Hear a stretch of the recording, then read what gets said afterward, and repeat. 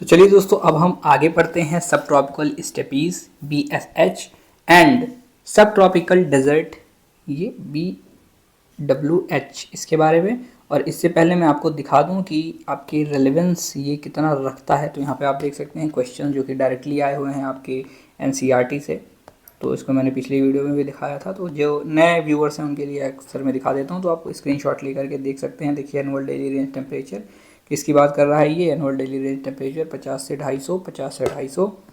तो ये आप ऐसे इसका स्क्रीनशॉट ले लीजिए, तो या फिर आप वीडियो पॉज करके देख सकते हैं। तो डायरेक्टली इसमें से 10 से 12 क्वेश्चन आपको मिल जाएंगे। चलिए, इसमें से एक क्वेश्चन आया हुआ है, नीचे है वो। Subtropical steppes BSH and subtropical desert BWH have a common precipitation. इनका common precipitation and temperature characteristics होते हैं। यानी अगर हम सब ट्रॉपिकल स्टेपीज की बात करें और सब ट्रॉपिकल डेजर्ट की बात करें, तो इनमें जो कॉमन चीज़ क्या होती है, प्रेसिपिटेशन और टेम्परेचर कैरेक्टरिस्टिक्स। लगभग उसमें सेम सब प्रेसिपिटेशन यानी बारिश हमें देखने को मिलेगी, और उसी के साथ यहाँ पर जो टेम्परेचर है वो भी हमें सेम सा मिलेगा। Located in transition zone between humid and dry climates. तो ये एक ट्रांजिशन जोन के रूप में काम करते हैं, किसके, ह्यूमिड और ड्राई क्लाइमेट्स के बीच में।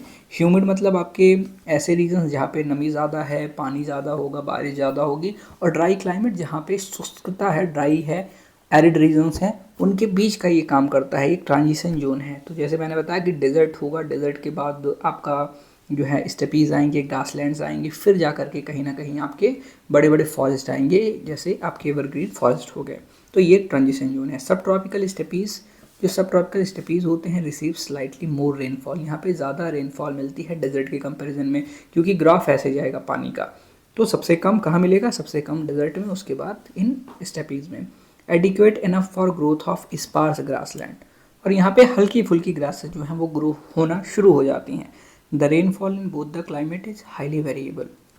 और दोनों ही क्लाइमेट्स में जो रेनफॉल है वो बहुत वेरिएबल है, कुछ ऐसा फिक्स नहीं होता कि यहाँ पर होगी ही, यहाँ पे नहीं होगी, यानी वेरिएबिलिटी होती है। The variability in the rainfall affect the life in steppes much more than in desert. और अगर वेरिएबिलिटी की हम बात करते हैं, तो भले ये है कि वेरिएबल है, लेकिन अगर ग्रासेज हैं, उनमें प्लांट्स हैं, उनमें ग्रासेज हैं, उनको पानी की ज़रूरत होती है, उनको अपना खाना बनाना है, फोटोसिंथेसिस करना है। तो यहाँ पर अगर वेरिएशंस आती हैं रेनफॉल में, तो वो अफेक्ट करती हैं स्टेपीज़ में ज़्यादा करके। क्यों? क्योंकि यहाँ पे जो वेजिटेशन है, यहाँ पे जो जीवन है, उस वजह से अगर यहाँ पे रेन ज़्यादा हुई तो अच्छे तरीके से ग्रो किया उन्होंने, रेन कम हुई तो वो सूखने लगी, बेकार हो गया, सब पूरा ऐसे बंजर बन गया। तो यहाँ पर आप देखेंगे, इसीलिए ये चीज़ लिखी गई है। और उसी के साथ अगर मैं डेजर्ट की बात करता हूँ, तो डेजर्ट में उतना कोई असर पड़ेगा नहीं, जो है सब एकदम रफ एंड टफ है। तो वहाँ पे जब लाइफ ही नहीं है, तो कम हो ज़्यादा हो उससे कोई मतलब ही नहीं होता। लाइफ नहीं है in the sense, in comparison to that वहाँ कैक्टस वगैरह वहाँ भी पाए जाते हैं, कई सारी चीज़ें वहाँ भी होती हैं, लिजर्ड्स, रेप्टाइल्स वगैरह। Often causing famine. और वहाँ पे ऐसा होता है कि फेमाइन आ जाता है, फेमीन आ जाता है। Rain occur in short intense thunder showers. और जो रेन होती है वो शॉर्ट होती है, इंटेंस होती है, जैसे थंडर शावर्स होती है। थंडर स्टॉर्म पता है ना, एक बार एक जगह आता है, वहाँ पे काफ़ी सारी रेन कर देता है। तो डेजर्ट में कुछ वैसा ही होता है, बारिश आई जल्दी से, जितना बरसना था उसको बरस दी। And is ineffective in building soil moisture. जो कि सॉइल में मॉइस्चर कुछ ज़्यादा उसमें हो नहीं पाता, और सॉइल में मॉइस्चर नहीं बन पाता। Fog is common in coastal deserts. और अगर कोस्टल डेजर्ट की बात करें, तो वहाँ पे फॉग जो है वो कॉमन चीज़ है। बॉर्डरिंग कोल्ड करेंट्स, क्योंकि यहाँ पे कोल्ड करंट उनके चारों तरफ देखने को मिलती हैं। कोल्ड करंट होंगी यानी टेम्परेचर वहाँ पे ठंडा होगा। रात में क्या होगा, जब टेम्परेचर डाउन जाएगा, टेरेस्ट्रियल रेडिएशन वहाँ से जाएगी, जैसा कि मैंने आपको समझाया था। तो वहाँ पे धीरे धीरे धीरे धीरे ये पूरा टेम्परेचर नीचे वाला वो ठंडा होता जाएगा, पूरी हवा ठंडी हो जाएगी। हवा ठंडी होगी तो पार्टिकल ऊपर नहीं जा पाएंगे, तो वहाँ पे स्मोक वगैरह, जो डस्ट है, जो सैंड है, वो सब मिल करके फॉगी कंडीशन वेदर बना देंगे। और वाटर जो एवोपरेशन थोड़ा बहुत है वो भी वहाँ पे इफ़ेक्ट करेगा। Maximum temperature in summer is very high. और जो टेम्परेचर होता है समर में वो बहुत ज़्यादा होगा। The highest shade temperature of 58 degree Celsius was recorded at Al Aziziyah. तो यहाँ पे आप देख सकते हैं कि सबसे ज़्यादा जो हाईएस्ट शेड टेम्परेचर रिकॉर्ड किया गया है वो एट अल जजिया, लिबिया में, on 13 September 1922। The annual and diurnal ranges of temperature are also high. और यहाँ पे एनुअल और डायurnal रेंजेस ऑफ टेम्परेचर भी बहुत ज़्यादा होता है। कंडीशन ऐसी होती है कि कहीं देख रहे हैं आप 58 डिग्री सेल्सियस दिन में ऐसा होता है कि पहुँच जाता है 50 डिग्री से ऊपर, और फिर रात में एकदम सडन ड्रॉप हो जाता है 10 डिग्री 20 डिग्री या माइनस में भी कहीं कहीं तो चला जाता है। तो यहाँ पे diurnal range of temperature very high, बहुत हाई है। अब फिर बात करते हैं warm temperate mid latitudes climate. ठीक, मिड लैटिट्यूड क्लाइमेट है ये। तो वार्म टेम्परेट क्या है, जो कि मिड लैटिट्यूड्स पे पाए जाते हैं। क्लाइमेट एक्सटेंड्स फ्रॉम, ये जो क्लाइमेट होता है ये कहाँ पाया जाता है, 30 डिग्री से 50 डिग्री लैटिट्यूड पर। मेनली ये eastern and western margins of continent पे देखने को मिलते हैं, यानी ये मार्जिन के पास देखने को मिलते हैं, चाहे ईस्टर्न मार्जिन पे या फिर वेस्टर्न मार्जिन पे कॉन्टिनेंट्स के, यानी इस 30 से 50 के बीच में। These climates generally have warm summers, और इन क्लाइमेट में जो समर्स होती हैं वो वार्म होती हैं, विद माइल्ड विंटर्स, यानी ठंडी यहाँ पे कम होती है। समर बहुत ज़्यादा गर्म होती है पर ठंडी माइल्ड होती है, एक्सट्रीम विंटर नहीं होती। They are grouped in 4 types, और इसको भी फर्दर 4 टाइप्स में क्लासीफाई किया गया है। क्या, पहला ह्यूमिड सब ट्रॉपिकल, जो कि जिसका मतलब होता है ड्राई इन विंटर, यानी विंटर में ड्राई होगा और हॉट होगा समर में, जिसको हम CWA के नाम से जानते हैं। CW, देखो C से क्या हो गया, C से वार्म टेम्परेचर हो गया, यहाँ पे लिखा गया है आपका, और W से क्या हो गया, विंटर, देखें ना, CWA। Mediterranean CS and humid subtropical, that is no dry season and mild winter CFA। इसका मतलब क्या है कि यहाँ पे नो ड्राई सीजन नहीं होते हैं, और माइल्ड विंटर हमें देखने को मिलती है। और मरीन वेस्ट कोस्ट क्लाइमेट, यहाँ पर मरीन वेस्ट कोस्ट क्लाइमेट जो कि पूछा भी गया है, CFB ये पूछा है आपके नीचे, आप पढ़ेंगे इसके बारे में। फिर चलिए अब एक एक चीज़ के बारे में एक्सप्लेन करेगा, एक एक इसके टाइप्स के बारे में एक्सप्लेन करेगा क्या है, ठीक है, आगे वो देखेंगे हम। फिर आगे देखेंगे तो यहाँ पे आता है humid subtropical climate CWA। इसमें क्या होता है, humid subtropical climate occur पोलवर्ड, पोल की तरफ हम बढ़ेंगे तो ये हमें देखने को मिलेगा ह्यूमिड सब ट्रॉपिकल क्लाइमेट। सब ट्रॉपिक्स है, पीछे से समझ जाइए, सब ट्रॉपिक्स मतलब ट्रॉपिक के थोड़ा और आगे जाएंगे सब ट्रॉपिक पे, यानी equator, tropic, subtropic, pole, ठीक ऐसे होता है। तो यहाँ पे tropic of, of course poleward की तरफ जाएंगे, ट्रॉपिक ऑफ कैंसर से या फिर कैप्रिकॉन से, यानी ऊपर नीचे दोनों ही तरफ, मेनली इन नॉर्थ इंडियन प्लेन्स और साउथ चाइना इंटीरियर। इसको अगर इसका एग्जांपल देखेंगे तो नॉर्थ इंडियन जो हमारे प्लेन्स हैं वहाँ हम कह सकते हैं, जैसे कि आपका यूपी आता है, दिल्ली आता है, हरियाणा आता है, पंजाब आता है, और फिर यहाँ पे साउथ चाइना इंटीरियर्स, और चाइना का नीचे वाला पोर्शन जो इंटीरियर्स में है। The climate is similar to AW climate, और यहाँ पे जो क्लाइमेट होता है वो सिमिलर किसके होता है, AW क्लाइमेट के सिमिलर होता है, except that the temperature in winter is warm. Except मतलब इसमें डिफरेंस क्या है कि यहाँ पे जो टेम्परेचर होता है विंटर में वो वार्म होता है। The climate is similar to AW climate except that the temperature in winter is warm. ठीक, Mediterranean climate CS, as the name suggest, जैसे कि इसके नाम से हमें पता चल रहा है, Mediterranean climate occur around Mediterranean sea. तो मेडिटेरेनियन जो क्लाइमेट होता है वो मेडिटेरेनियन सी के अराउंड होता है, along the west coast of continent के वेस्ट कोस्ट की तरफ, कहाँ, सब ट्रॉपिकल लैटिट्यूड में, बिटवीन 30 डिग्री से 40 डिग्री लैटिट्यूड्स पे। एग्जाम्पल सेंट्रल कैलिफोर्निया हो गया, सेंट्रल चिले हो गया, along the coast in south eastern and south western Australia, यानी ऑस्ट्रेलिया के साउथ ईस्टर्न और साउथ वेस्टर्न कोस्ट में हमें देखने को मिलेंगे, यानी साउथ में ईस्ट और साउथ में जो आपका वेस्ट वो वहाँ में देखने को मिलेगा। These areas come under the influence of सब ट्रॉपिकल हाई, और ये किसके इन्फ्लुएंस में आते हैं, सब ट्रॉपिकल हाई के इन्फ्लुएंस में आते हैं। कब, इन समर में, and westerly wind in winter, और ये वेस्टर्ली विंड के इन्फ्लुएंस में आते हैं विंटर में। Hence the climate is characterized by hot, तो यहाँ पे जो क्लाइमेट बनता है वो hot, dry summer and mild rainy winter बनेगा। मोस्टली यहाँ पे जो एवरेज टेम्परेचर समर में होता है वो 25 डिग्री सेल्सियस होता है, and in winter below 10 degree Celsius, यानी गर्मी यहाँ पे बहुत नहीं पड़ती पर ठंडी हमें ज़्यादा देखने को मिलेगी। The annual precipitation ranges between 35 से 90 सेंटीमीटर्स, तो यहाँ पे 35 से 90 सेंटीमीटर तक का हमें प्रेसिपिटेशन देखने को मिलता है। Humid subtropical CFA climate, humid subtropical climate lies on the eastern part of continent in subtropical latitudes. यानी ह्यूमिड सब ट्रॉपिकल क्लाइमेट कहाँ होता है? ईस्टर्न पार्ट्स ऑफ कॉन्टिनेंट्स में। कहाँ पर? सब ट्रॉपिकल लैटिट्यूड्स में। अभी सब ट्रॉपिक्स की बात चल रही है।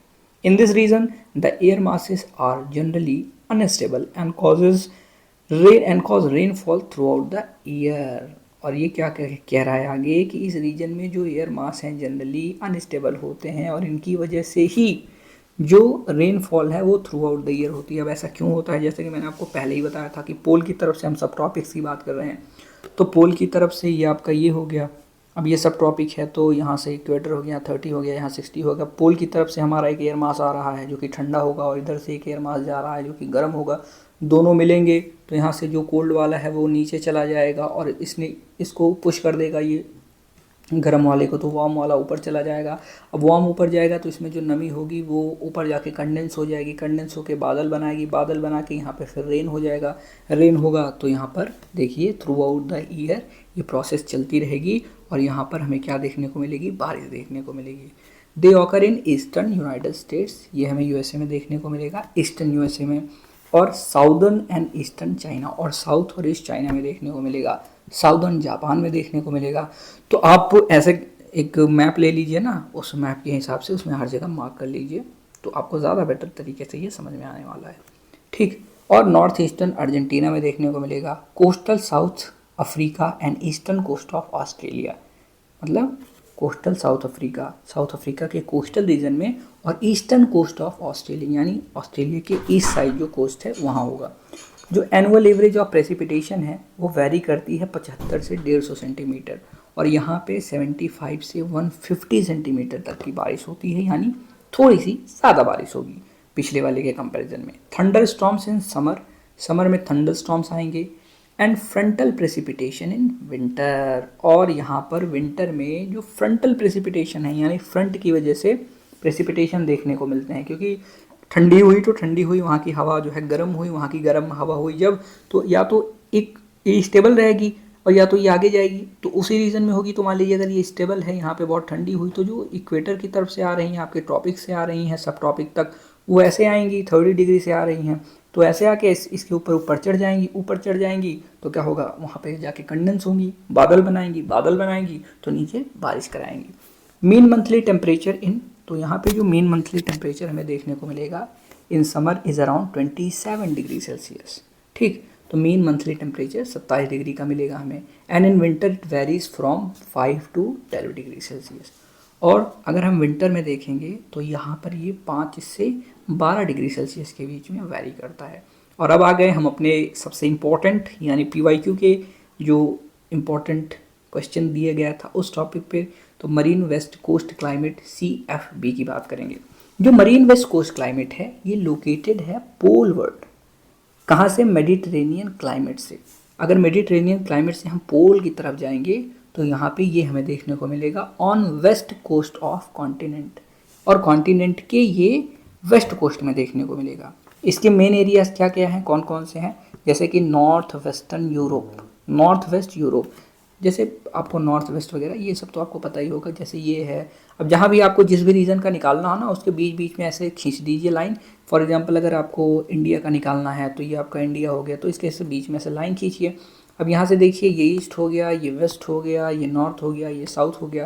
तो अब ये क्या कह रहा है कि the main areas are north western Europe, तो नॉर्थ है और ये वेस्ट है यानी नॉर्थ वेस्टर्न ये हो गया नॉर्थ वेस्टर्न यूरोप में। यानी अगर यूरोप ये है आपका, ये कोने में आपका यूरोप है, यहाँ देखेंगे यहाँ पे अगर आपका यूरोप है तो इसके नॉर्थ वेस्टर्न साइड में, यहाँ ऊपर वाली साइड में, तो ऐसे आप ऐसे समझा करिए। ठीक। साउथ वेस्ट कहता तो साउथ ये है, वेस्ट ये है, यहाँ होगा। तो ऐसे अगर आप करेंगे तो आपको चीज़ें बहुत अच्छी तरीके से आसानी से समझ में आने वाली हैं और आपको किसी भी प्रकार की कोई समस्या का सामना नहीं करना पड़ेगा। आगे आइए। West coast of north America, और नॉर्थ अमेरिका यानी ऊपर वाला जो अमेरिका है उसके वेस्ट कोस्ट की तरफ नॉर्थ ऑफ कैलिफोर्निया के नॉर्थ में, साउदर्न चिले, साउथ ईस्टर्न ऑस्ट्रेलिया, न्यूजीलैंड, इन जगहों पे हमें देखने को मिलेगा। ड्यू टू मरीन इन्फ्लुएंस, क्यों? क्योंकि यहाँ पे मरीन इन्फ्लुएंस भी देखने को मिलता है। The temperature is moderate, temperature moderate होगा। इन विंटर टेम्परेचर यहाँ पे मॉडरेट देखने को मिलेगा, पर जो विंटर होगी in winter it is warmer than for its latitude.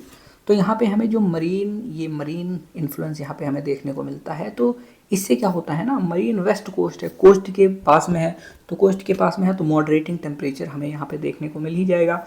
और उसी के साथ ये क्या कह रहा है आगे कि जो टेम्परेचर इज़ मॉडरेट टेम्परेचर में बहुत ज़्यादा गर्मी यहाँ पे नहीं लगने वाली है, प्लीजेंट सा वेदर रहने वाला है। और विंटर में क्या होता है, ये जनरली वार्मर होता है। क्यों? क्योंकि इस पर लैंड ब्रीज और सी ब्रीज चल रही हैं, आपको पता है, और जो मरीन यानी करंट्स वगैरह हैं उनका भी इफेक्ट इसके ऊपर पड़ता रहता है। तो वार्मर देन इस लैटीट्यूड, यानी दूसरी जगह के कंपैरिजन में हम जाएंगे तो यहाँ पे ये ज़्यादा बेटर होता है, ये थोड़ा वार्मर होता है। तो the mean temperature in summer month ranges from 15 से 20 डिग्री सेल्सियस। तो यहाँ पे जो मीन टेम्परेचर समर में होता है वो 15 से 20 डिग्री सेल्सियस होता है, और जो विंटर होती है उसमें ये 4 से 10 डिग्री सेल्सियस होता है।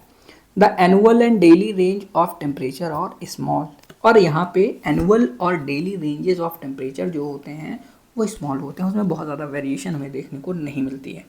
Precipitation occurs through out the year, और यहाँ पे through out the year precipitation होगा। क्यों? क्योंकि जब आपकी सी ब्रीज आएगी, सी ब्रीज अपने साथ क्या लाएगी, मॉइस्चर लाएगी। जब सी ब्रीज मॉइस्चर लाएगी तो उससे बारिश की बढ़ने की होने की संभावना बढ़ जाती है। ठीक, इस वजह से precipitation occur through out the year, और प्रेसिपिटेशन वेरीज 50 से 250 सेंटीमीटर के आसपास यहाँ पे बारिश होती है। आगे बढ़ते हैं हम, cold snow forest climate, D जिसको हम डी के नाम से जानते हैं। तो cold snow forest climate occur in large continental areas, ये कहाँ होता है, जो कॉन्टिनेंटल एरियाज बड़े होते हैं इन नॉर्दर्न हेमिस्फेयर के अंदर। क्योंकि साउदर्न हेमिस्फेयर में हम देखेंगे तो हमें जो अमेरिका दिखाई देगा, नीचे साउथ अमेरिका दिखाई देगा, अफ्रीका दिखाई देगा, उसमें ये चीज़ें कम हमें देखने को मिलेंगी। ये मोस्टली क्या है, नॉर्दर्न हेमिस्फेयर में है, बिटवीन 40 से 70 degree north latitude. For example in Europe में देखेंगे तो 40 से 70 डिग्री नॉर्थ लैटीट्यूड में। ठीक, फिर एशिया एंड नॉर्थ अमेरिका में देखने को मिलती है, यानी Europe, Asia and north America. Cold snow forest climate are divided into 2 types, और इनको फर्दर 2 प्रकार यानी 2 टाइप्स में बांटा गया है। एक को डीएफ के नाम से जानते हैं, एक को डीडब्ल्यू के नाम से जानते हैं। डीएफ का मतलब क्या है कि cold climate with humid winter. Cold climate यानी कोल्ड क्लाइमेट है, आपने सुना होगा कि कोल्ड जो होती है, सर्दी होती है, कोल्ड में हमेशा अक्सर ड्राई होती है, विंड जो है वो ड्राई होती है। आप देखेंगे अगर घर से बाहर निकलते हैं आप ठंडियों में तो आपके होंठ फट जाते हैं, आपकी स्किन आपकी जो है एकदम ड्राई हो जाती है और ऐसे रफ स्किन हो जाती है। ऐसे करेंगे तो वाइट सा आपको आएगा। इस वजह से आप मॉइस्चराइजर लगाते हैं, थोड़ा उसको जो है ड्राइनेस हटाने के लिए थोड़ा ऑयल वगैरह का इस्तेमाल आप करते हैं। तो इसमें लेकिन क्या कह रहा है, इसमें कह रहा है कि cold climate with humid weather, humidity रहेगी उसमें। ठीक, आगे चलिए।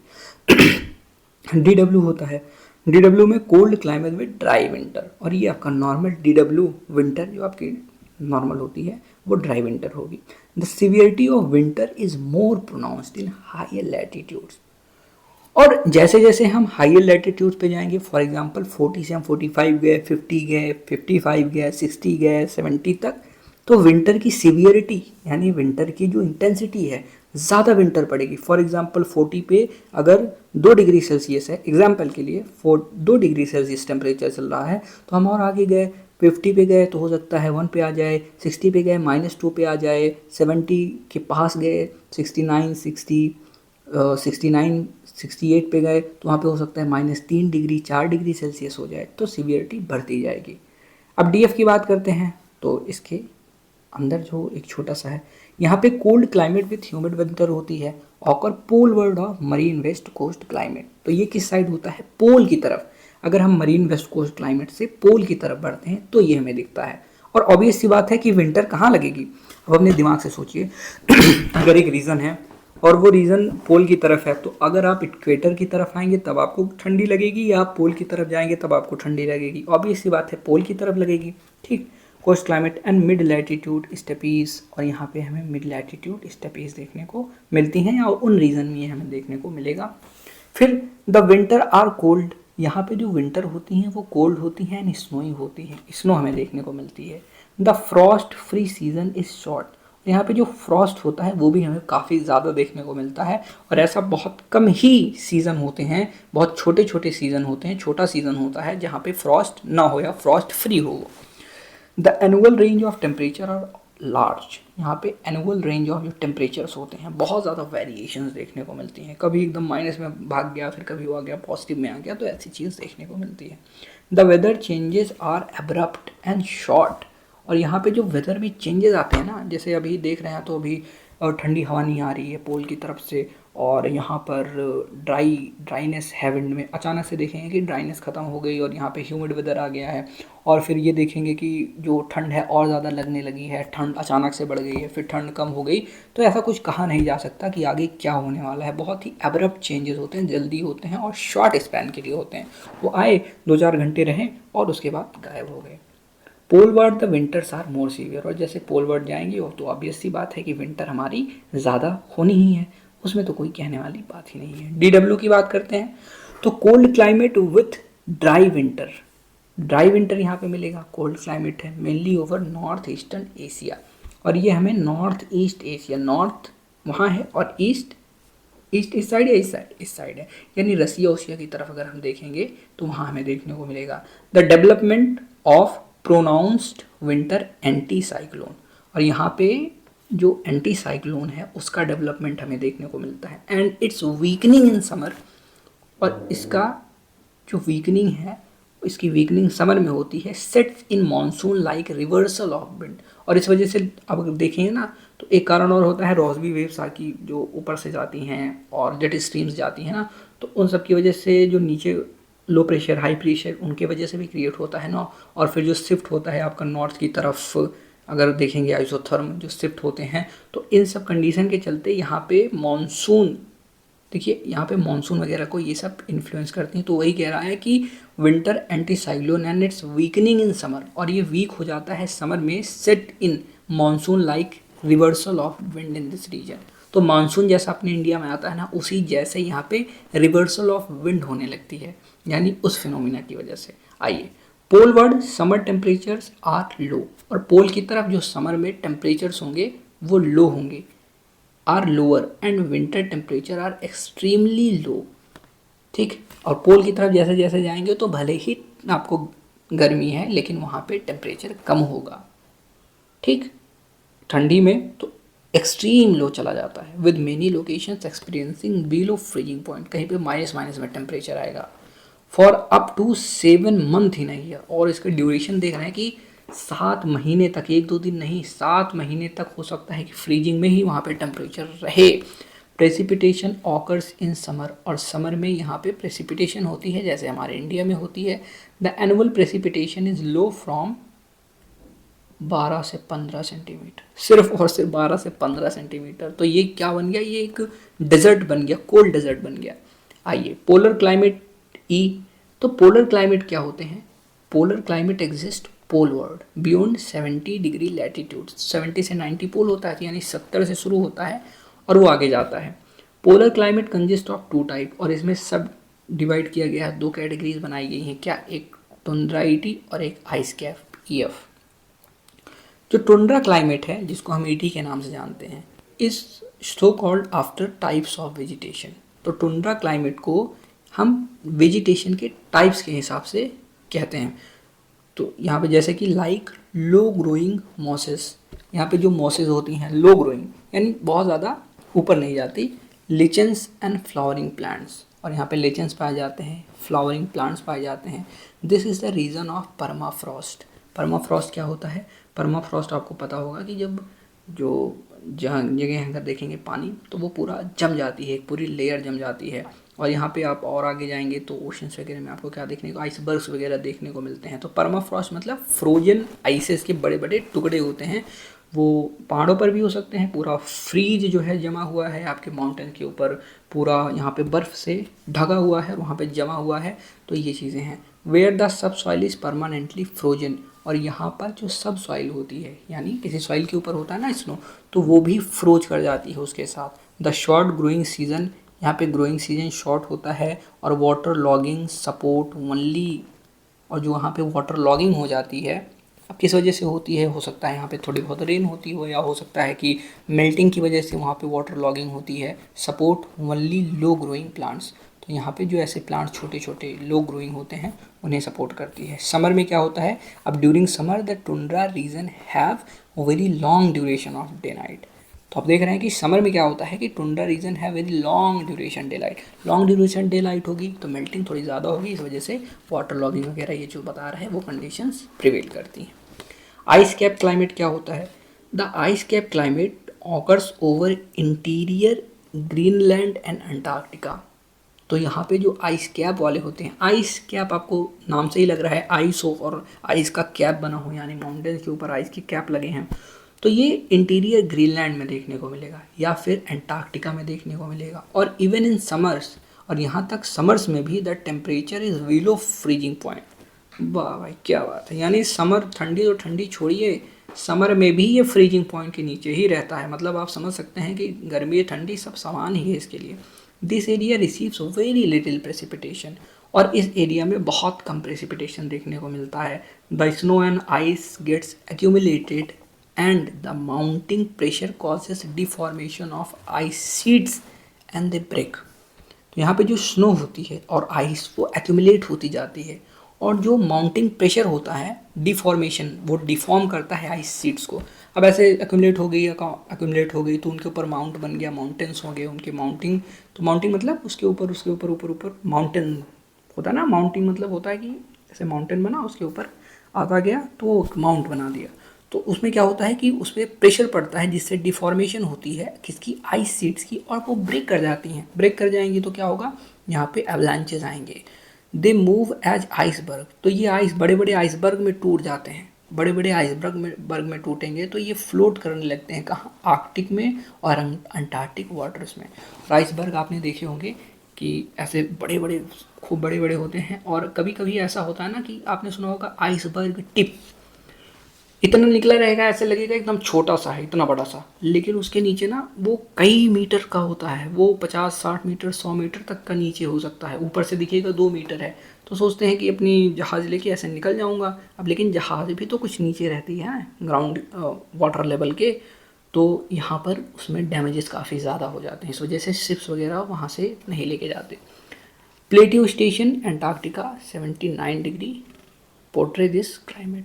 तो यहाँ पे प्लेटियो स्टेशन एंटार्क्टिका में है, 79 डिग्री साउथ में पोर्ट्रे करता है इस क्लाइमेट को। Highland climate H, highland climate are govern by topography. अब जो हाईलैंड क्लाइमेट होता है, हाई मतलब ऊपर, लैंड मतलब ज़मीन, यानी हाईलैंड्स ऐसे स्थान जो कि ऊपर हैं। फॉर एग्जांपल हाई माउंटेन्स हो गए। तो highland climate govern by topography, उनकी टोपोग्राफी की वजह से होता है। उसमें ऐसा कुछ नहीं है कि वहाँ पे ये क्लाइमेट है वो क्लाइमेट है, ये हवारी वो हवारी, नहीं, वो टोपोग्राफी मतलब उनका ऐसा जो बनाया गया है, ज्योग्राफी उनकी जैसी है, उनका लैंडफॉर्म जैसा है, ऊपर गए हैं उनकी टोपोग्राफी है, तो उस वजह से ये हो रहा है। Large changes in mean temperature, यहाँ पे मीन टेम्परेचर में लार्ज चेंजेस होते हैं। ओवर शॉर्ट डिस्टेंसेस, कम दूरी पर ही जाएंगे तो वहाँ पर भी हमें चेंजेस देखने को मिलेंगे। Precipitation types and intensity also varies specially across highlands. अब प्रेसिपिटेशन भी यहाँ पे जो है वो वेरी करेगा। फॉर एग्जांपल अगर, तो यहाँ पे अगर प्रेसिपिटेशन हम देखेंगे तो ये ऐसे है, अब ऐसे माउंटेन है, अब ऐसे ऐसे ऐसे ऐसे इसके ऊपर गई तो हो सकता है यहीं पे बादल बने, इसके ऊपर जाएं तो यहाँ पे बारिश हो ही ना, यहाँ से फिर ड्राई विंड निकलने लगे। तो यही कह रहा है कि प्रेसिपिटेशन भी अकॉर्डिंगली वेरी करती है। हो सकता है इसके नीचे बहुत ज़्यादा बारिश हो और इसके ऊपर बारिश ही ना हो, क्योंकि सारा पानी पहले ही ख़त्म हो गया है, सारा पानी पहले ही बरस चुका है। तो ये भी हो सकता है, ये भी कंडीशंस होती हैं जो कि प्रिवेल करती हैं। आगे बढ़ते हैं। There is a vertical zonation of layering of climatic types. तो यहाँ पे क्या होते हैं, वेरियस जोन्स बना दिए जाते हैं। जैसे ये हो गया, यहाँ पे ये जोन हो गया, ये जोन हो गया, ये जोन हो गया, ये जोन हो गया, तो इसका जोनेशन कर दिया जाता है लेयरिंग ऑफ क्लाइमेटिक टाइप्स, और इसमें लेयर्स हो जाते हैं क्लाइमेट टाइप के, अलग अलग टाइप के, with elevation in the mountain environment, जैसे जैसे हम ऊपर की तरफ जाते रहते हैं। तो ये चीज़ आप समझिए। आइए नीचे आते हैं। अब बात करते हैं हम दोस्तों क्लाइमेट चेंज की। तो ये चीज़ें आप एक बार फिर से देख लीजिएगा, रिपीट कर लीजिएगा, सारी चीज़ें याद कर लीजिएगा, बहुत ज़्यादा इंपॉर्टेंट है आप लोगों के लिए। और ये जितने टाइप्स मैंने बताए ये आपके आ सकते हैं एनसीईआरटी में, एनसीईआरटी से आपकी प्रीलिम्स में आ सकते हैं। ठीक, the earlier chapter on the climate summarized our understanding of climates as this prevails now. The type of climate we experience now might be prevailing over last 10,000 years. तो हम अभी जिस क्लाइमेट में हो सकता है कि ये 10,000 साल पहले से रही हो, with minor and occasionally, जिसमें छोटे छोटे माइनर ओकेजनली वाइड फ्लक्चुएशंस हो सकते हैं। The planet earth has witnessed many variations in climate since beginning. और हम जानते हैं कि हमारी पृथ्वी ने बहुत बहुत प्रकार के वेरिएशंस क्लाइमेट में देखे हैं। कभी ऐसा हुआ था कि डायनासोर्स यहाँ रहा करते थे, कभी ऐसा भी वो कहते हैं कि एस्टेरॉयड गिरे और बहुत ज़्यादा गर्मी बढ़ गई, वहाँ पे सर्वाइवल पॉसिबल नहीं हुआ। कभी इंडस वैली सिविलाइजेशन हुआ करती थी, वहाँ पे ड्रॉट्स आए, फ्लड्स आए, या क्या हुआ वहाँ से सब लोग भाग लिए, वहाँ से निकल लिए, सब शिफ्ट हो गए इस तरफ इंडिया में, कुछ उधर चले गए। तो ये चीज़ें हैं कि अलग अलग क्लाइमेट होते हैं अलग अलग रीजन्स की वजह से, टोपोग्राफी की वजह से और कई सारे फैक्टर्स की वजह से, फैमिन, ड्रॉट, ये सब चीज़ें इन्फ्लुएंस करती रहती है। Geological records show alteration of glacial inter glacier. और यहाँ पे और पीछे जाएंगे तो हमें ग्लेशियर और इंटर ग्लेशियर पीरियड्स में भी हमें चेंजेस देखने को मिलेंगे ना। फिर यहाँ पे क्या आता है, geomorphological features specially high altitude, high latitudes exhibit traces of advances and retreats of glaciers. और यहाँ पे ग्लेशियर के एडवांसेस और रिट्रीट्स के बारे में भी हम जानें कि पहले ग्लेशियर था, वो ग्लेशियर जैसे फिजोर्ट एक क्वेश्चन आया था, फिजोर्ट कैसे बनता है, तो जब ग्लेशियर टूट के आया आगे तो उसने वी शेप्ड वैली बनाई, कार्व करी वैली को, और जिस वजह से फिजोर्ट्स बने हैं। तो ये चीज़ें हैं कि ग्लेशियर्स पिघलते हैं या ग्लेशियर टूटते हैं, वो अलग अलग लैंडफॉर्म्स क्रिएट करते हैं, एडवांसेस या रिट्रीट, आगे जाते हैं या फिर वो बैक करते हैं। ठीक है, यहाँ पे the sediment deposit in glacier lake, जो ग्लेशियर लेक है उनमें जो सेडिमेंट डिपॉजिट हुई है, हो सकता है कोई बहुत बड़ा माउंटेन रहा हो जो ग्लेशियर रहा हो और वो ऐसे अपने साथ ऐसे ब्रिक हुआ, वो लेके आया और कहीं पे लेक बना दी, लेक में अपना जो नीचे का उसके रॉक्स वगैरह था सब लेके आया, सब सेडिमेंट लेके आया। Also reveal the occurrence of warm and cold periods, और ये भी हो सकता, और ये भी बताता है कि वार्म और कोल्ड पीरियड था। The ring in the trees provide clues, जो रिंग होते हैं ट्रीज में प्रोवाइड करते हैं clues of wet and dry period. तो यहाँ पर वेट और ड्राई पीरियड्स के बारे में बताते हैं, rings in the trees. Historical records describe vagaries in climate, जो हिस्टोरिकल रिकॉर्ड्स हैं वो बताते हैं वैगरीज इन क्लाइमेट, मतलब जो क्लाइमेट में अस्थिरता व्यस्तता हमें देखने को मिलती है। All these evidences indicate that changes in climate is a natural and continuous process। तो आपको पता ही है कि परिवर्तन ही प्रकृति का नियम है। तो सारी ये एविडेंसेस हमें ये बताते हैं कि यहाँ पे नेचुरल और कॉन्टीन्यूस प्रोसेस से चेंजेस होती रहती है। अब अगर इंडिया की बात करें तो India also witness alternate wet and dry periods. तो हमारे इंडिया ने भी alternate wet and dry periods को एक्सपीरियंस किया है, जैसे कि archaeological findings show the Rajasthan desert. Rajasthan desert के बारे में बताता है कि experience wet and cool climate. वहाँ पे अराउंड 8000 साल पहले, 8000 BC यानी बिफोर कॉमन एरा, तो यहाँ पे क्या था कि वेट और कूल क्लाइमेट हुआ करता था। द पीरियड 3000 से 1700 BC हैज हायर रेनफॉल, और 3000 से लेके 1700 BC में बहुत ज़्यादा बारिश हुआ करती थी। यानी अगर आप आज देखेंगे, आज यहाँ पे थार डेजर्ट है, कहीं 8000 साल पहले वो बहुत वेट और बहुत कूल क्लाइमेट वहाँ पे हुआ करता था, जैसे कि लोग बढ़िया बढ़िया से रह रहे हैं, कोई दिक्कत वाली बात नहीं है, काफ़ी अच्छा माहौल था। और इवन 3000 साल से 1700 साल पहले तक वहाँ पे बहुत ज़्यादा बारिश भी हुआ करती थी। From about 2000 to 1700 BC, this region was center of Harappan civilization। और एक ऐसा टाइम था, ये सेंटर हुआ करता था हरप्पन सिविलाइजेशन का। Dry condition accentuated since then, और तब से ड्राई कंडीशन ने धीरे धीरे अपने पांव पसारने शुरू कर दिए, और आज हमें क्या दिखता है, वीरान सुनसान एक पसरा हुआ सिर्फ और सिर्फ रेगिस्तान दिखता है। इन द जियोलॉजिकल पास्ट में अगर हम जाएंगे तो द अर्थ वॉज वार्म, जो अर्थ है वो बहुत गर्म हुआ करती थी। कब? 500 से 300 मिलियन साल पहले अगर हम अपनी पृथ्वी को देखेंगे तो ये बहुत ज़्यादा गर्म हुआ करती थी। गर्म का मतलब extreme temperature through Cambrian, Ordovician and Silurian periods, यानी इन पीरियड्स के दौरान कैम्ब्रियन, ऑर्डोविशियन और Silurian during the Pleistocene epoch, और प्लेस्टोसीन एपॉच के टाइम में glacial and inter glacier period occur हुए, और the last major peak glacier period was about 18,000 year एगो।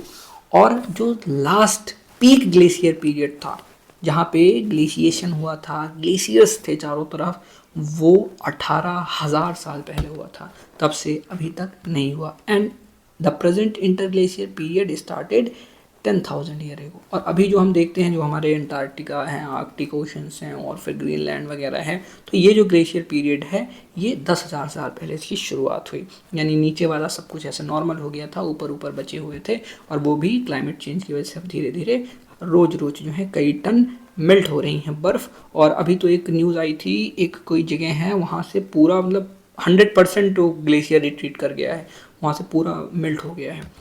Climate in the recent past, variability in climate occur all time. जो variability है climate में हमेशा होती रहती है।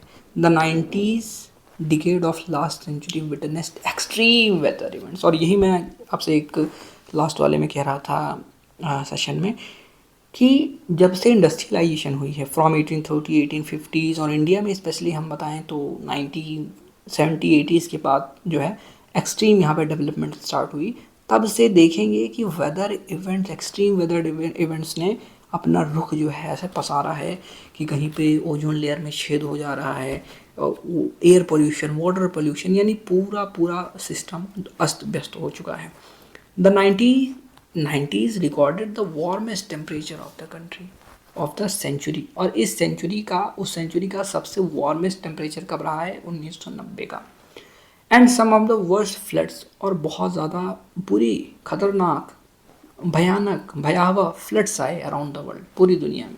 द वर्स्ट डिवास्टेटिंग ड्रॉट्स, और कहीं पे सूखे भी आए, जैसे कि Sahel region, south of Sahara desert, from 1967 to 1978। During 1930s की बात करते हैं, severe droughts occurred in south western great plains of United State. तो 1930s के दौरान क्या हुआ कि बहुत भयावह ड्रॉट आई। कहाँ पर? South western great plains of United State, describe as the dust bowl, जिसको हम डस्ट बाउल के रूप में जानते हैं। यानी इतनी खतरनाक ड्रॉट आई थी कि वहाँ पे जो पूरा लैंडफॉर्म होता है उसमें मिट्टी नहीं होगी, मिट्टी नहीं होगी तो एरिड हो जाएगा, ड्राई हो जाएगा, तो वो पूरा डस्ट ऐसा हो गया, तो पूरा डस्ट में बदल गया था, जिस वजह से इसको डस्ट बाउल कह रहे हैं। मतलब आप समझ सकते हैं। Historical records of crop yield, जो हिस्टोरिकल रिकॉर्ड्स हैं क्रॉप ईल्ड्स के, यानी जहाँ क्रॉप पाई गई हैं, क्रॉप ईल्ड्स और क्रॉप फेल्यूर्स, तो क्रॉप फेल्यूर नहीं है। Of floods and migration of people, floods आए, लोगों ने माइग्रेशन किया, यहाँ से वहाँ वो भाग गए, ठीक। इफेक्ट ऑफ चेंजिंग क्लाइमेट, वो सब कुछ हमें बताती हैं चेंजिंग क्लाइमेट के बारे में। देखिए कितनी कितनी चीज़ें, कितनी बारे में कितनी बातें अच्छी तरीके से इसने समझाया है इतने पैराग्राफ्स में कि आप समझिए कि क्या क्या हो गया, पूरी हिस्ट्री से लेकर के अब तक की बात कर दी। A number of time Europe witnessed warm, wet, cold and dry period. और बहुत बार ऐसा हुआ है कि यूरोप में गर्मी आ गई, बहुत वेट क्लाइमेट हो गया, बहुत कोल्ड क्लाइमेट हो गया, बहुत ड्राई पीरियड्स आ गए। The significant episodes were the warm and dry conditions in 10th and 11th century. और इसमें से एक सिग्निफिकेंट पीरियड था 10th और 11th सेंचुरी में, जब वार्म एंड ड्राई कंडीशंस हो गई थी, जहाँ पे वाइकिंग्स सेटल्ड इन ग्रीनलैंड। जो वाइकिंग्स हैं या विकिंग्स हैं वो आके ग्रीनलैंड में सेटल हो गए। Europe witnessed little ice age, और यूरोप में लिटिल आइस एज भी विटनेस यूरोप ने करी थी, यानी बहुत ज़्यादा ठंडी वहाँ पे पड़ने लगी थी। कब? 1550 से 1850 तक। From about 1885 to 1940 the world temperature showed an upward trend. और यहाँ से फिर क्या हुआ कि 1885, ये देख रहे हैं आप, 1885 मतलब इंडस्ट्रियलाइजेशन के बाद से जो वर्ल्ड टेम्परेचर है उसने अपवर्ड ट्रेंड ऐसे ऐसे बढ़ना चालू हो गया। और 1940 के बाद rate of increase in temperature slow down.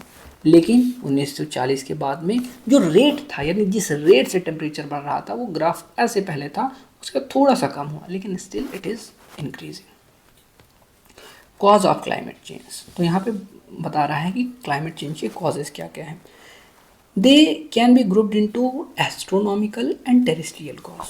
यहाँ पे एस्ट्रोनॉमिकल और टेरेस्ट्रियल कॉजेज दोनों हो सकते हैं। The astronomical causes are changes in solar output associated with the sunspot activities. जो एस्ट्रोनॉमिकल कॉज होता है वो क्या होता है कि यहाँ पे सोलर आउटपुट जो हमें सन से एनर्जी मिल रही है उससे होता है विद सन स्पॉट एक्टिविटीज़। अब सन स्पॉट क्या होता है? सन स्पॉट ये होते हैं, जैसे कि ये देखिए, ये आपका सन है। अब यहाँ पे देखिए कि आपको पता है कि इधर जो है क्या हो रहा है, फ्यूज़न हो रहा है, ठीक। अब यहाँ पे जब फ्यूज़न की प्रक्रिया हो रही है, जो गैसेस हैं, तो कहीं पे वो ज़्यादा हुई और बहुत बड़ी बड़ी बड़ी बड़ी फ्लेयर्स निकल रही हैं इससे, और बहुत किलोमीटर्स तक हैं ये फ्लेयर्स। तो ऐसे फ्लेयर्स आ रही हैं। अब इन फ्लेयर्स के बीच में कहीं ऐसा होता है कि जैसे इसका एक पूरा साइकिल पूरा हुआ, यहाँ पे फ्यूज़न हुई, अब ये फ्लेयर ख़त्म हुई, तो यहाँ पे कम हो गया, ये सन स्पॉट हो गया। यहाँ पे टेम्परेचर जो है वो उतना नहीं है, ये एकदम ठंडा पड़ गया। अब इसके पास कोई और आ गया और इसके पास कोई और आ गया, यानी यहाँ पे बीच बीच में कुछ ऐसे स्पॉट्स आएंगे जिनको हम डार्क स्पॉट कह सकते हैं या सन स्पॉट कह सकते हैं। और इन स्पॉट्स में ये जो फ्लेयर्स हैं ये नहीं होती हैं, और ये होती भी हैं तो बहुत कम होती हैं, इनकी इंटेंसिटी काफ़ी डिक्रीज हो जाती है, ठीक। बस ऐसे सिंपल तरीके में समझिए, बस इतना ही है। और ये क्या होते हैं, सन स्पॉट्स आर डार्क, ये डार्क होते हैं, एंड कूलर पैचेस, डार्क और कूलर पैचेस होते हैं सन के, विच increases and decreases cyclical manner, जो कि साइक्लिकल मैनर में डिक्रीज करते हैं या इंक्रीज करते हैं। अब ये हमारी अर्थ पे इफेक्ट कैसे करेंगे, अब ये हमारा सन हो गया, अब यहाँ से एक फ्लेयर निकल रही है, ये अर्थ पे डायरेक्टली मान लीजिए आ रही है।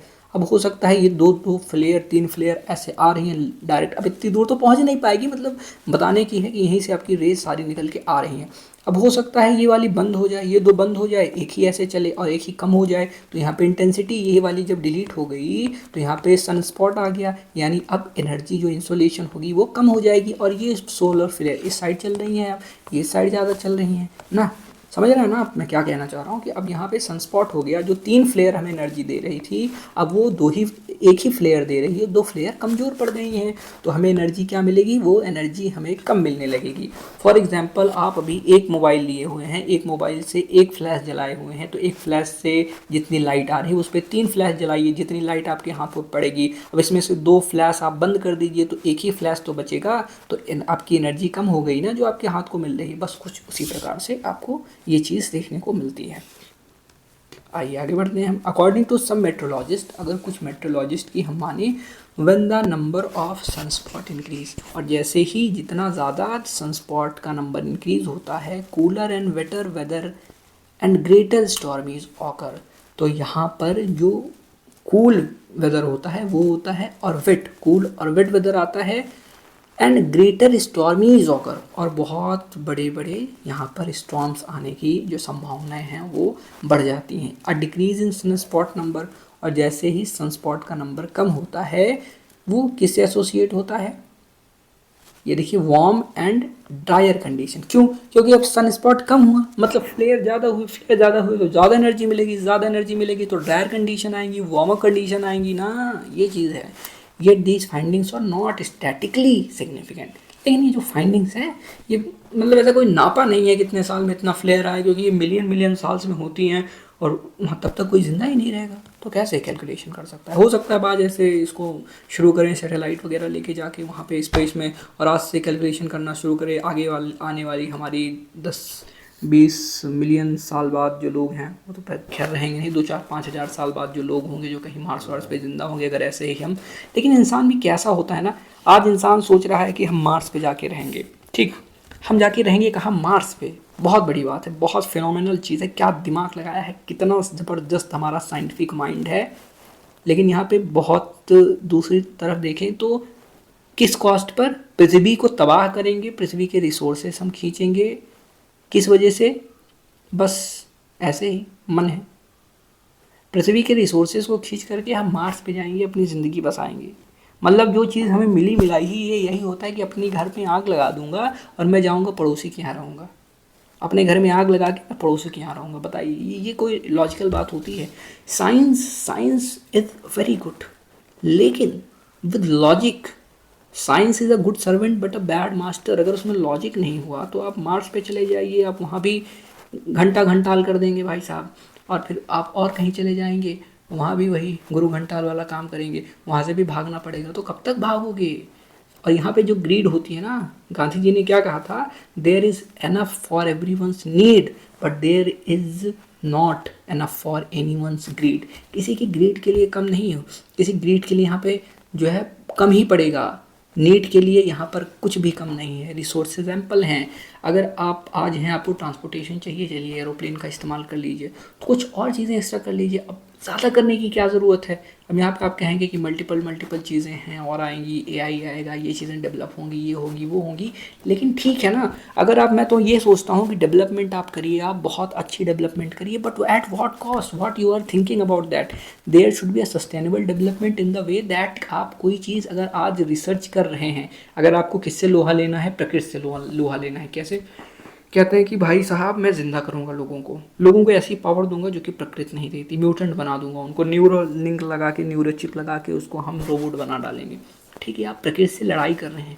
सो first reach to the level, excellence level of the nature. उसकी जो लेवल है एक्सेलेंस की, जो उसका फिजिक्स है, जो उसकी साइंस है, जो उसकी केमिस्ट्री है, जो उसकी बायोलॉजी है, जो उसका न्यूरो साइंस है, वहाँ तक आप पहले पहुँचिए, तो उसमें रिसर्च एंड डेवलपमेंट कीजिए, rather than developing your sit, जो कि जा करके हार्म करने वाला है। एक अगर आप प्रकृति देखेंगे तो प्रकृति में अगर एक पत्ती भी ऐसे गिरती है ना नीचे ज़मीन में, तो उसका भी कुछ यूज़ होता है, वो भी ह्यूमस बनाती है, वो भी ड्राई होती है, वो भी ख़त्म हो जाती है, किसी के लिए खाना होती है, किसी के लिए खाद होती है, किसी के लिए फ़ायदेमंद होती है। एक फल गिरता है ना, तो उसका बीज कोई और लेके जाता है, दूसरा फल लाता है, कोई बीज खाता है, कोई बीज ले जाके कहीं और वो बीज बन जाता है, और उसी के साथ उसके जो छिलके होते हैं, छिलके की कोई और यूजेस हैं। मतलब उसका एक भी चीज़ वो कभी वेस्ट नहीं होता, वो बायोडिग्रेडेबल होता है। तो आप इस लेवल ऑफ एक्सेलेंस पे कैसे पहुंचेंगे? इस पे रिसर्च कीजिए कि एक इंसान ऐसे आता है, एम्ब्रियो में आता है, फिर और बड़ा होता है, फिर ऐसे ऐसे सेल्स मल्टीप्लाई होते रहते हैं, वो मल्टीप्लाई होते रहते हैं। तो अगर आपको अपनी टाइम, अपनी मनी, अपनी एनर्जी लगानी है तो इन चीज़ों में लगाइए ना, कि पहले रिसर्च और डेवलपमेंट कीजिए कि आगे होने क्या वाला है, कैसे वो चीज़ें बायोडिग्रेड होंगी, कैसे अगर मैं आज एक ये रैपर बना रहा हूँ, मैं आज एक ये माइक बना रहा हूँ, तो व्हाट आफ्टर इट्स यूजेस, इसका यूज़ करने के बाद इसको करूँगा क्या, मैं इसका इस्तेमाल कैसे करूँगा। पता चला मैं आज पन्नी बना रहा हूँ, लाखों करोड़ों पन्नी है, तो बायोडिग्रेड नहीं हो रही है ना, फ़ायदा क्या है। तो ऐसी चीज़ें होती हैं। पहले सोचिए, उस लेवल पे एक्सेलेंस पे पहुंचिए, तब आप बताइएगा कि दुनिया छोड़ के दूसरी जगह जाऊंगा। पहले आप दुनिया के बारे में जानिए, तो दुनिया कैसी है, नेचर कैसा है, प्रकृति कैसी है, इसकी इंजीनियरिंग, इसका एक्सेलेंस, इसका मार्वल समझिए, इसको डिकोड कीजिए। इसके 100% कभी नहीं पहुंच पाएंगे। ट्राई विद 5%, 10%, 15%, इस पर प्रोग्रेस कीजिए, rather than making sit things which is degrading the environment, और अपना घर बर्बाद करके, अपने घर में आग लगा करके आप जाओ मार्स पे रहो, पड़ोसी के घर में रहो। That's not a great thing. और जो लोग होंगे भाई, अपना अपना डिबेट बताइए, कमेंट बताइए कि साइंस क्या है। साइंस वो होती है कि आप अगर साइंस वाले हैं, अगर इतना आपके अंदर साइंस है, आपके अंदर मैथ्स है, तो आप नेचर से कॉम्पीट कीजिए। कॉम्पीट विद नेचर यार, बनाओ ना, दूसरा इंसान बनाओ, बनाने की कोशिश करो, देखो, रिसर्च करो, बायोडिग्रेडेबल चीज़ें बनाओ ना। ये होती है एक्सीलेंस, ये होती है साइंस। जो आप काम करो, उच्चतम काम करो ना। तो यहाँ पे रिसर्च एंड डेवलपमेंट ऐसी होनी चाहिए। चलिए आगे बढ़ते हैं। एंड अनदर एस्ट्रोनॉमिकल थियरी, और दूसरी जो एस्ट्रोनॉमिकल थियरी होती है इज मिलनकोविच ऑक्सीलेशन। मिलनकोविच ऑक्सीलेशन होती है which infer cycles in variation, जो कि इन्फर करती है साइकिल्स, वेरिएशंस की, इन अर्थ ऑर्बिटल्स कैरेक्टरिस्टिक्स। और यहाँ पे एन अनदर एस्ट्रोनॉमिकल थियरी क्या है, मिलनकोविच ऑक्सीलेशन। मिलनकोविच ऑक्सीलेशन है which infer cycles in variations in earth orbital characteristic, यानी अर्थ जो अपनी ऑर्बिट में ऐसे घूम रही है, उसकी साइकिल्स में वेरिएशन आती हैं। क्योंकि आपने देखा होगा कि अर्थ जो है, पहले आप क्या सोचते थे, थोड़ी सी साइंस की बात करते हैं हम। पहले हम ये जानते थे कि जो हमारी अर्थ है, इसके चारों तरफ मून ऐसे ऐसे से घूम रहा है ना, इसके चारों तरफ, इसको एक्सिस पॉइंट मान के। लेकिन ऐसा नहीं होता, एक्सिस पॉइंट कोई और है, एक्सिस पॉइंट कोई और है, और इसके चारों ओर हमारी अर्थ घूम रही है ऐसे, और उस एक्सिस पॉइंट के चारों ओर ऐसे मून घूम रहा है, उसको रिफरेंस मान करके।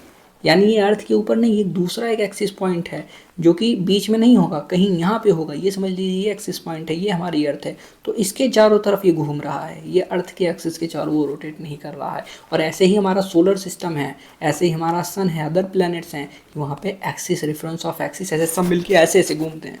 ठीक, जैसे ये पॉइंट हो गया, अब इसके आसपास ऐसे ऐसे घूमा जा रहा है, तो ये चीज़ होती है। यहाँ पे ऑर्बिट होता है, तो ऑर्बिटल वेरिएशंस में देखने को मिलती हैं।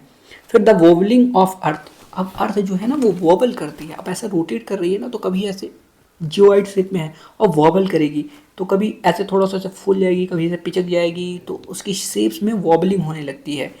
फिर changes in earth axial tilt, और उसकी अर्थ की एक्सियल टिल्ट में, यानी जो अपनी जो अर्थ है, यहाँ पे मैं आपको दिखाता हूँ, जैसे ये अर्थ है, अब ये ऐसे ऐसे मुड़ी हुई है, तो कभी ये थोड़ा ज़्यादा हो जाएगी, कभी ये थोड़ा कम हो जाएगी, तो इसके भी मूवमेंट से यहाँ पे वेरिएशन हमें देखने को मिलेंगी। ठीक, और ये चेंजेस होते रहते हैं। All these alter the amount of insolation received, और इन सबसे क्या होता है कि इंसोलेशन रिसीव का अमाउंट होता है कि जितनी इंसोलेशन हमने रिसीव करी है वो अलग अलग हो जाता है, वो उसमें अल्ट्रेशन हमें देखने को मिलती है। Which in turn might have bearing on the climate, और जिसका जो क्लाइमेट है उसके ऊपर इम्पैक्ट पड़ता है।